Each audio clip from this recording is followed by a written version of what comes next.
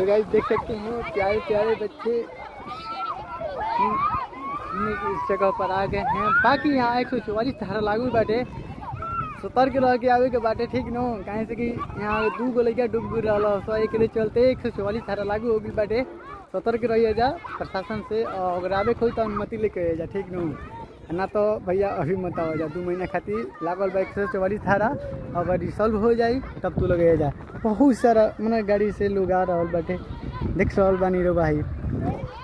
तो यही से कहूँ भैया ऊर्जा के साथ रहो, सब वीडियो बनाई जा यूट्यूब पर, फेसबुक और इंस्टाग्राम पर अपलोड करी जा। देखी जा लजाइल बहुत सभी लजाला फर्स्ट टाइम पर, बाकी लजाए के कोनो जरूरत नहीं है। कहीं से कि देखा ऐसा काम बाटे ना, ये कैमरा के पीछे लजाला उस तरह कि हर जगह लजाला। बाकी आज कैमरा के सामने रहा, लजा मत और कॉन्फिडेंट के साथ तू वीडियो बनावा, ठीक रहूँ। बाकी 144 धारा लागल बा, हम ज़्यादा कुछ वीडियो के ना हम विशेषता बताई, बस ये लोकेशन इतना अच्छा लगा था एक बारे में हम देखा के वीडियो के एंड कर रहा बनी। अगर ना जाने भैया वायरल हो जाए तो हमारा पक्का बाकी जेल में चक्की पीछे के पड़ी। तो भाई तू लोग वीडियो को शेयर मत करिए जा, बस तू लोग लाइक करिए जा, कमेंट करिए जा और बता दे 3 मुहान बक्सर घाट के सीन बाटे देख सकते हैं।